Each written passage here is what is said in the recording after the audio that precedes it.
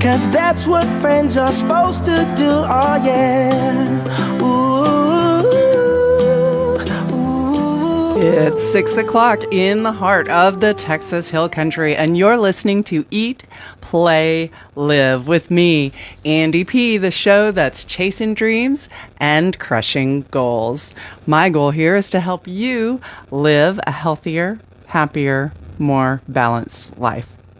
And what is standing in between you and your goals anyway?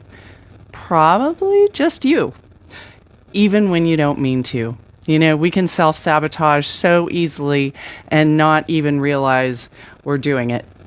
Sometimes we self-sabotage because if things go crashing down in flames, we want to be in control. That's why do we do that? Why do we think we're controlling anything?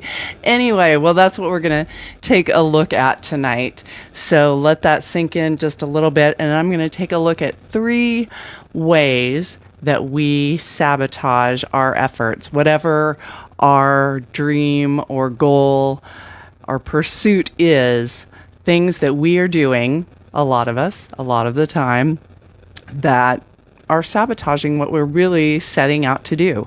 So in our Eat segment tonight, we're going to take a look at alcohol and what that does to sabotage your fitness goals. Really, as you know, it can hurt any kind of goals, but we'll take a look at it from the health aspect. Then in our play segment, stumbling blocks, and we can't let them prevent us from getting back up, right? We're not going to sabotage our progress just because of a little stumble. And then in our live segment, we're going to talk about instant gratification and how that in itself can sabotage our goals. So that's what we've got in store for you tonight. I'm so glad that you joined me here. You can follow me on Facebook or Instagram at eatplaylive.andy, and let me know how you're doing. When I issue a challenge, talk to me. Let me know how it's working for you. And also on my Facebook, I will put links. I put a little video. There's a little clip of music that I'm using tonight, and I put the video on my Facebook so that you can just follow along. So, and if you're watching on Facebook Live, hey there. Yes, I am here. I am not feeling 100%, but we'll talk about that. We can't let that get in the way of doing what we got to do, right? So let's jump in and take a look at what alcohol can do to our goals. Here's somebody who knows all about that. Wasting away again in Margaritaville, searching for my lost shaker of salt. Some people claim that there's a woman to blame. Now I think, hell, it could be my fault. See, he's got the right idea. He knows it really could be his own fault. And when it comes to alcohol, it really is our own fault if we let that get in the way of helping us, or allowing us rather, to achieve our goals, especially our fitness goals. So what is the deal with alcohol, really? I mean, I know for me, when I'm working out really hard, I definitely feel like I do better. I perform better when I don't have alcohol in my system. Yeah, gotta admit, no fun, is it? But so I wondered, so what is alcohol really doing? And actually, you may be happy to hear it's not really hurting us as much as you might think. It's been demonized as a muscle inhibitor, because it can block the absorption of nutrients to parts of your body that need them. So, but here's what's really going on. So, when you drink, your body essentially puts all the other foods you've consumed on the back burner, and it just devotes itself to metabolizing the alcohol first. It wants to get that out of there because, unlike carbs and protein and fat, your body isn't equipped with a storage capacity for alcohol. So, when you drink, the priority for your body is to just get that out of there as quickly as possible. So, this process really does happen rather quickly. So the delay of the nutrient absorption is actually kind of overblown. So I guess that's good news for you. So here's the real goal smasher when it comes to alcohol. And this is probably an all too familiar story for any of you who partake from time to time, right? You spend all week, you're carefully monitoring all your choices and eating right and doing all the right things. And then Friday, go out after work, have a few drinks. And the next thing you know, you're diving face first into a plate of French fries and probably dipping them in ranch dressing.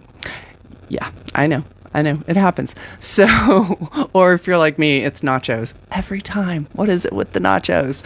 But that's where your goals really get derailed, is because alcohol just takes all that self-control and discipline and it just kills it. You know this. So that's really the problem, even more so than what the actual alcohol is doing in your system is what and that's why I say it's self-sabotage, because then you are the one that's making fuzzy decisions that are not leading toward your goals, right? And the next day, if you don't feel so good, you're way less likely to get right back on the wagon. If you go to the gym and you're hungover, it's hard. It's no fun and you feel terrible. So, yeah. So, in the end, alcohol isn't necessarily the problem. Drunk and or hungover you is the problem. So, how much are you drinking? Let's take a look at that, because how much you drink also plays a big role. And we're not judging here. I'm not trying to say you're doing anything wrong, but just so you're aware of the amount you're taking in. So in technical terms, moderate drinking is defined as no more than 2 drinks a day for men, 1 drink a day for women. Yeah, sorry, ladies. That's the way it goes. Heavy drinking, more than 14 drinks per week or 4 drinks per occasion for men, and more than 7 drinks in a week or 3 drinks per occasion for women. So I just wanted to put that out there, because you hear those, are you a moderate drinker, a social drinker, a heavy drinker? How are you supposed to know? What does that mean? So now you know kind of where you fall. And one of the things that you definitely have to keep in mind when it comes to alcohol is it also has calories, right? Don't drink your calories. Oh, what a bummer, It's super easy to do too, because just like one little clear alcohol, you're looking at maybe 90 calories, but you start throwing in margaritas and fruity drinks and IPA, those heavy beers, and you're talking 200 plus calories per drink. Okay? You get a few of those going and you've got your calorie intake practically for the day just in alcohol, and then, going toward the French fries, nachos, whatever that so often comes afterward, and you need the food because you're trying to absorb the alcohol. So you get why I'm saying alcohol can definitely be a way of self-sabotage. So keep that in mind and just plan ahead. I'm not going to tell you can't ever drink, because it happens, but if you have weight loss goals, fitness goals that you're trying to work toward, and you don't understand why you're not getting the results that you're setting out for, maybe that's an area where you could take a look. So let's move on into our play area where we are going to talk about no matter what is going on in your life, you can still get up and move.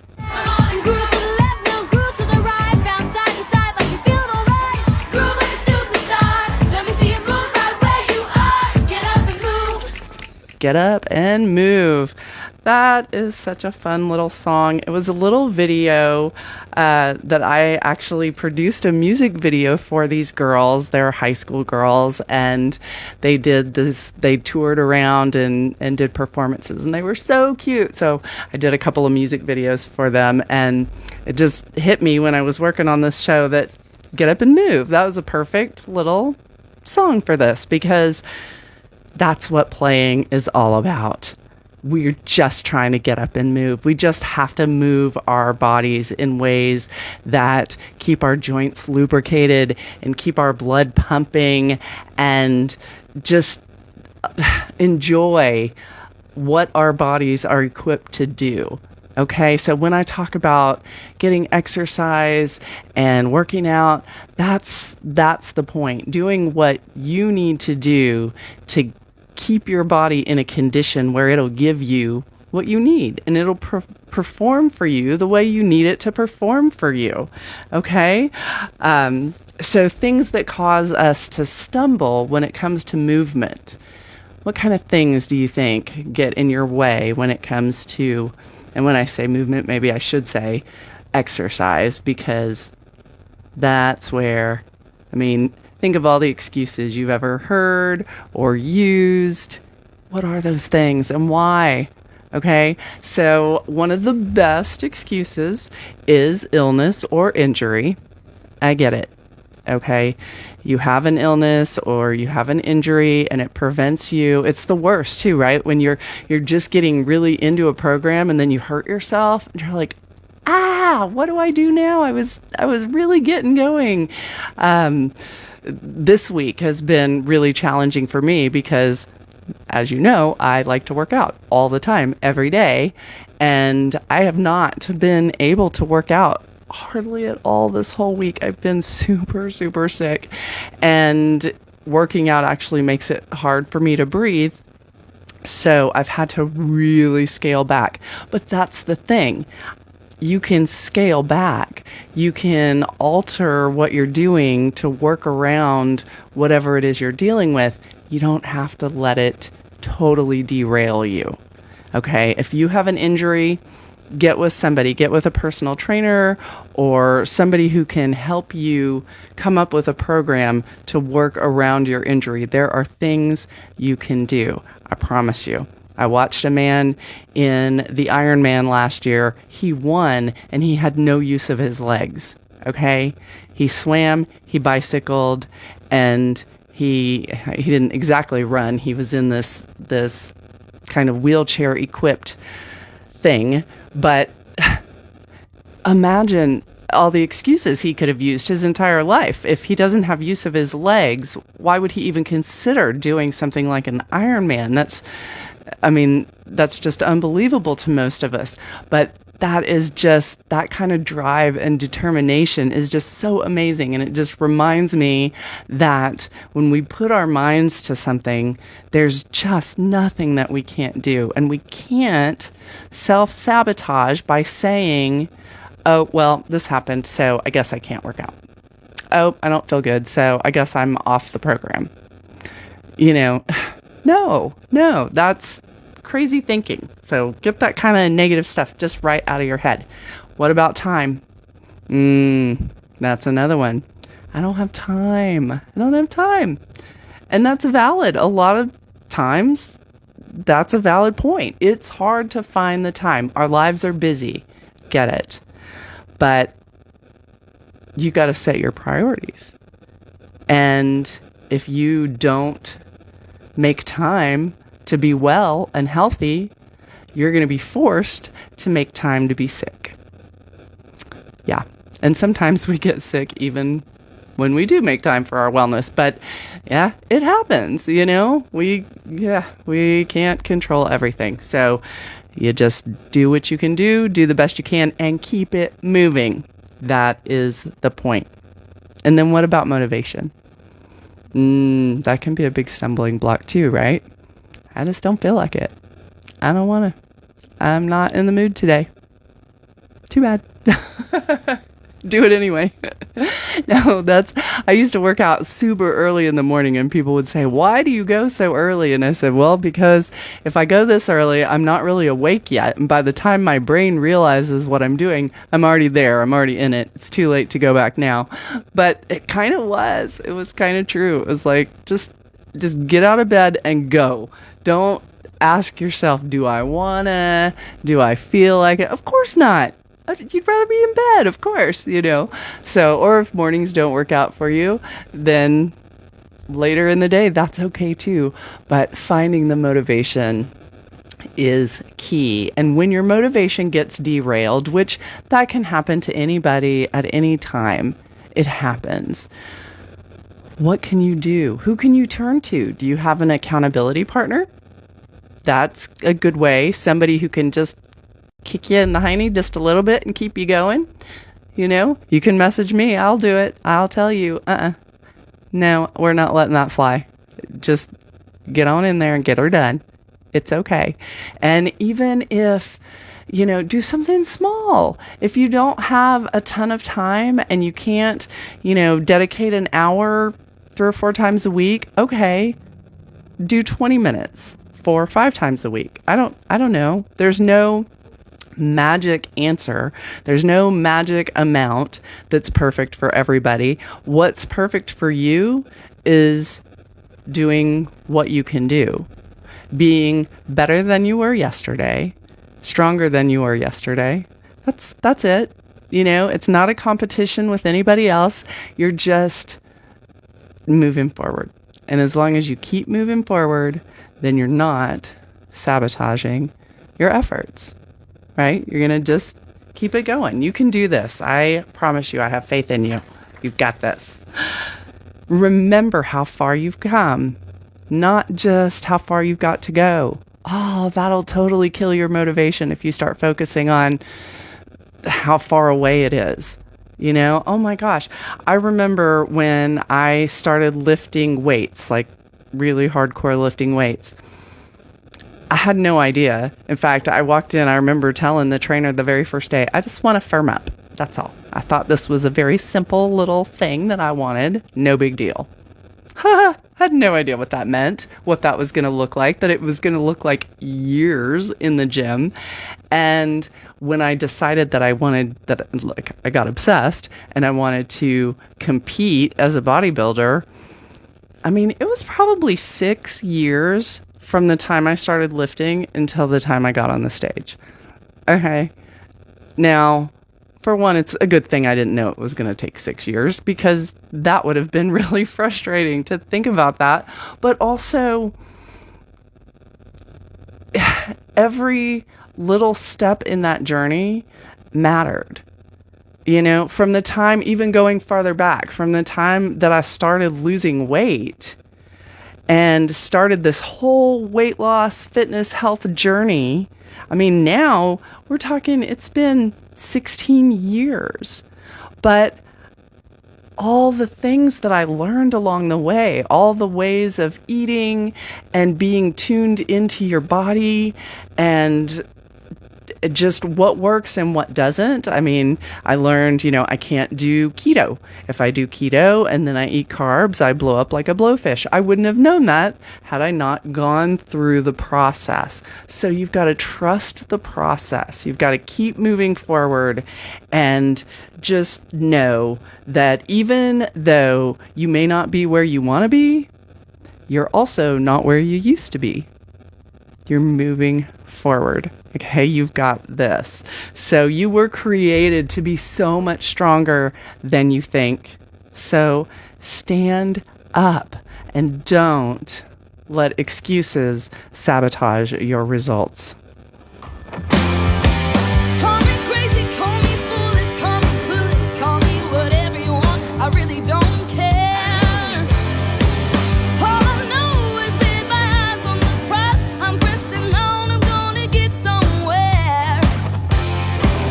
I was made for more, I was born to soar. I'm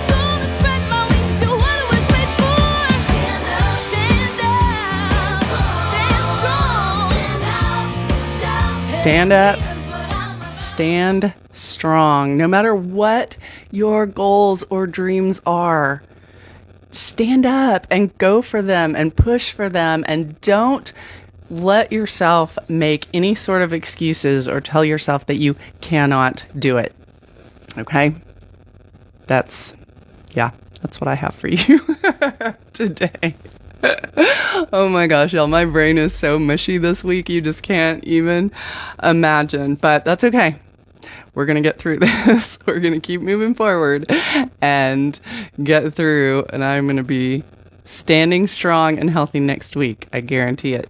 So let's take a look at the last section of ways that we self-sabotage, and that is with the quick fix. Okay, I kind of was sort of leading into this a minute ago, talking about how long it can take to achieve your goals.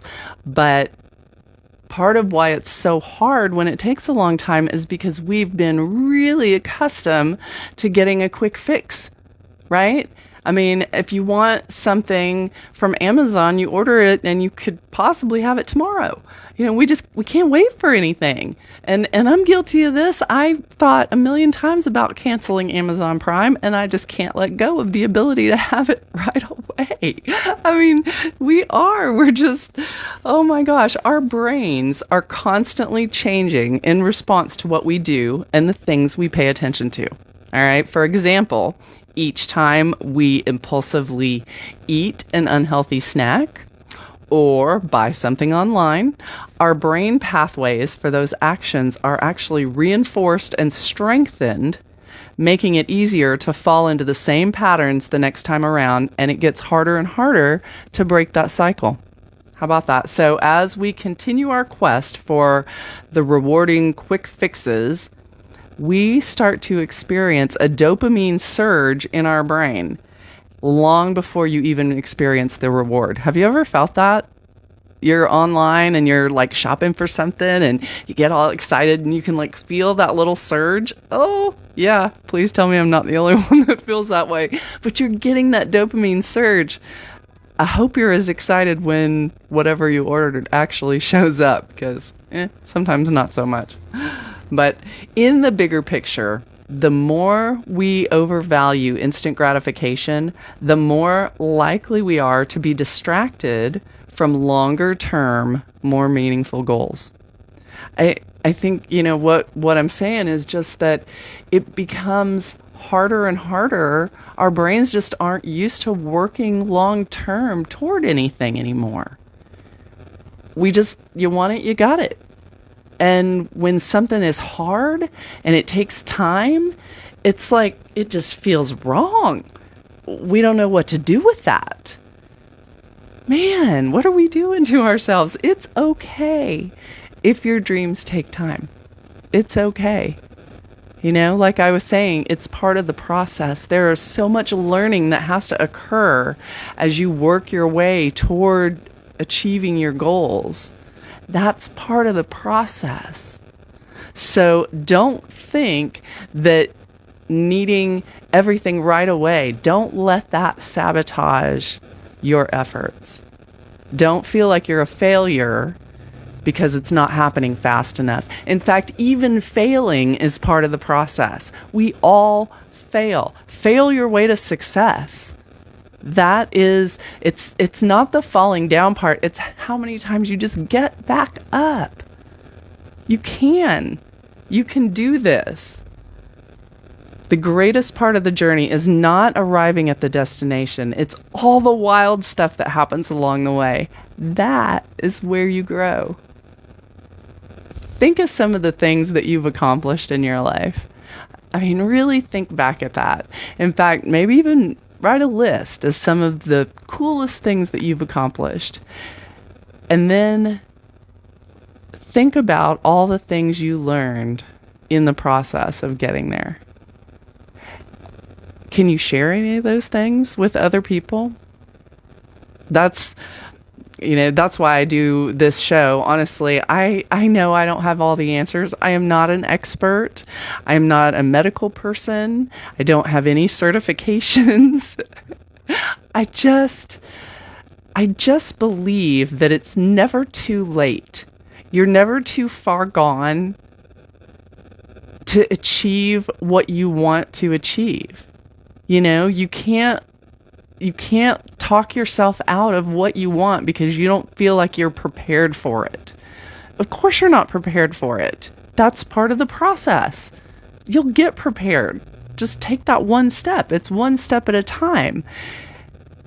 And then when you get to that goal and that achievement, then share your journey. That's all I'm trying to do is just share the journey and encourage you, because it feels good. I remember what it felt like when I was so overweight. I would take my kids to the park and I wouldn't go down the slide because I was literally afraid that I would get stuck on the slide. I did not think that my rear end would fit down the slide at the playground. And that was a terrible feeling. And I wanted to play with my kids. So I lost the weight. And now I can slide down any slide I want. I don't really do that a lot anymore, but I can if I want to, by golly. And if you know me, I probably would do it. So, anyway. Oh my goodness, folks. I really, really appreciate y'all for joining me here this week. It has been a doozy of a week, and I hope yours is going well and that you are staying healthy, staying safe, and living the dream. So join me here next week. I'm here every Thursday at 6 p.m. for Eat, Play, Live. I'm Andy P. And until next Thursday, have a great weekend.